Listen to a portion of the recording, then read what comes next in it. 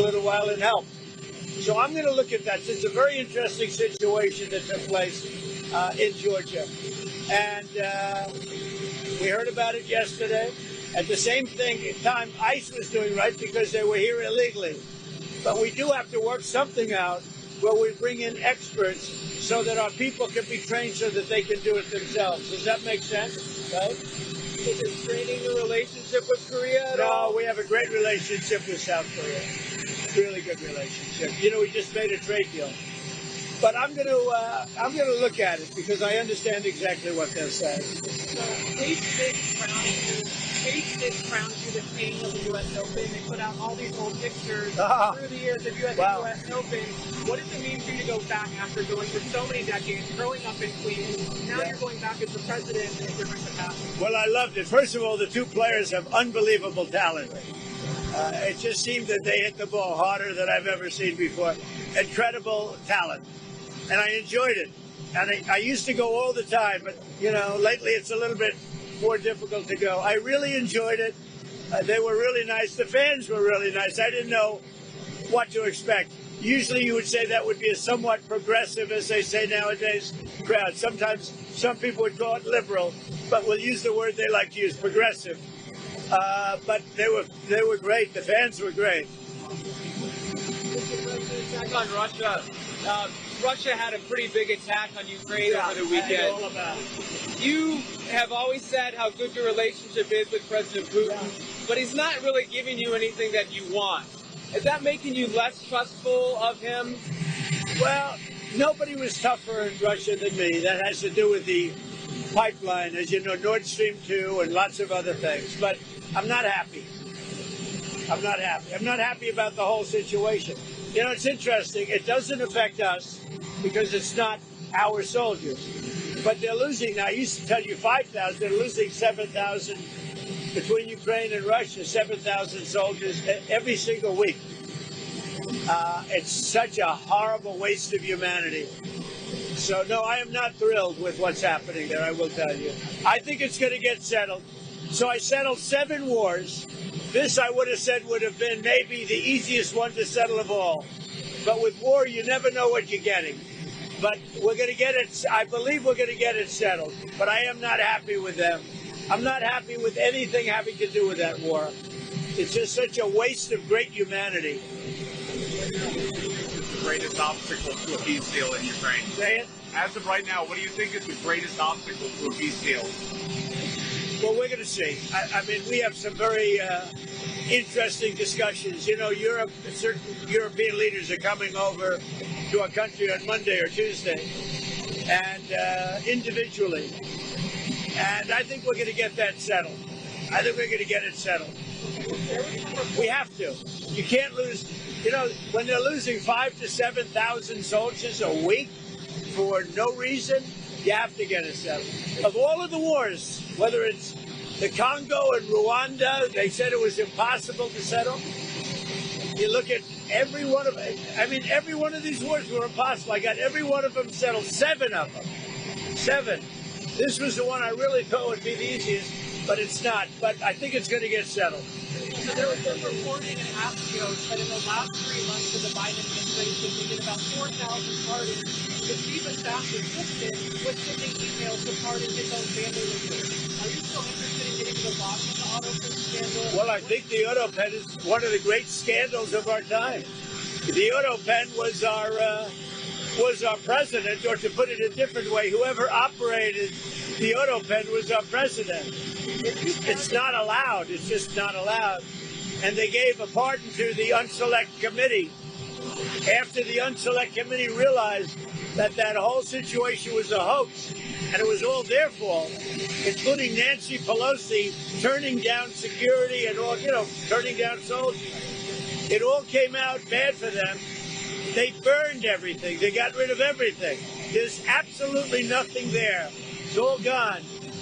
And that was based on an auto pen. You know, they gave those members of Congress that were on the Unselect Committee, they gave them pardons. What do you think? So I think it's a big I think it's a tremendous scandal. What do you think the media would say if you pardoned your case your last day in office via an autopsy? Don't you think the media would go? Well, I think it would have been a big story. Good story. Would have been. I like this guy.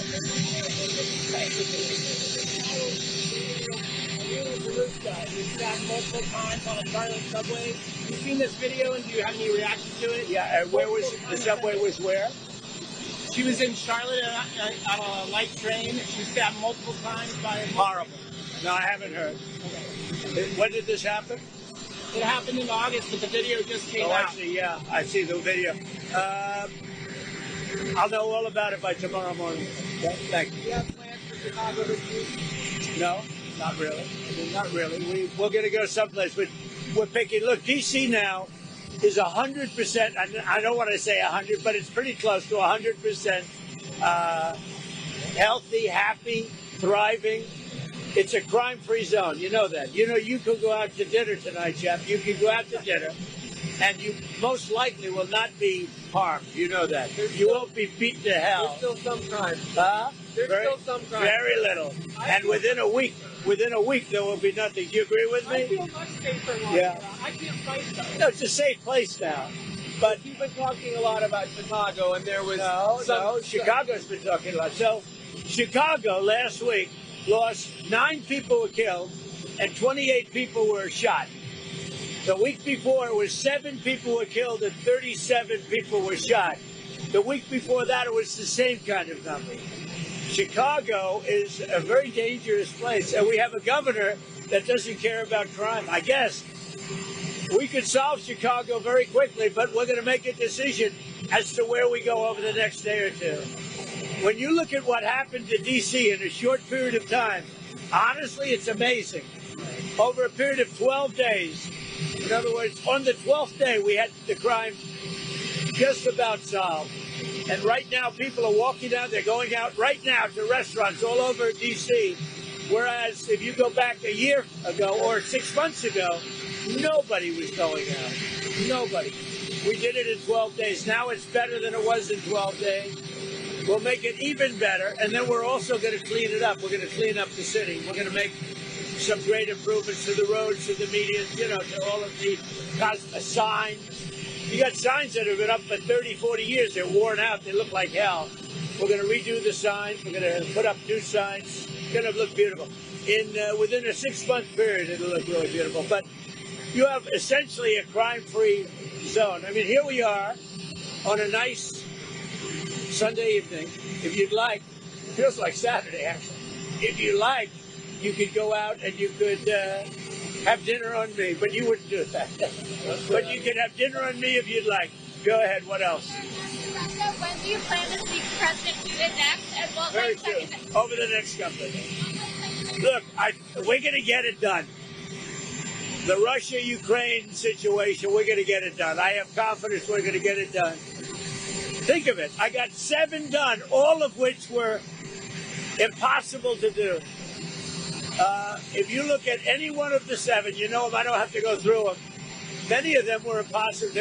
One was 31 years, 10 million people killed. One was 34 years with 8 million people killed. How about the Congo? They lost 9 million people, and it went on for years with Rwanda. All settled. Everybody happy. The one that I thought would have been, for me, the easiest, because of Putin, I thought that would have been, it's not turned out that way, but we're going to get it settled. You brought him in to discuss the Gaza issue and help make peace in Gaza. What's some of the advice he's getting to? And why did you bring him back in to work on this deal? I think we're going to have a deal on Gaza very soon. It's a hell of a problem.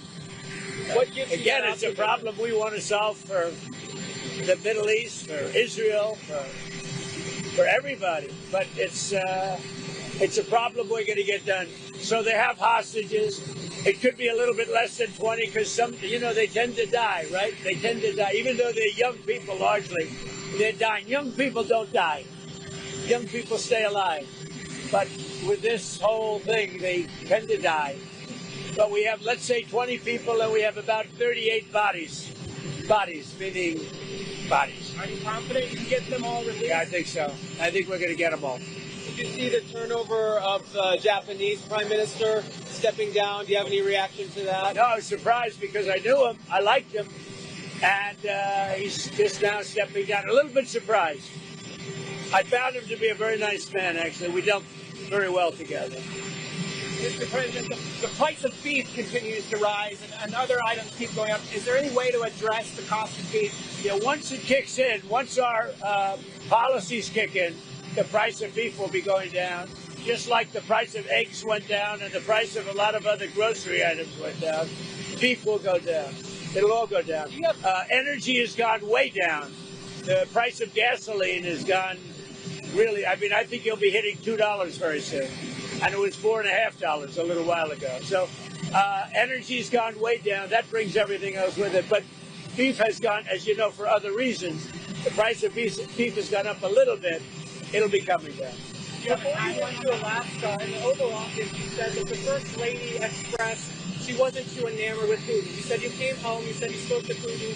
She said, well, I heard he just blew up a village today. Has she expressed anything since you've come back? No, the First Lady actually got along great with Putin, right, as I did.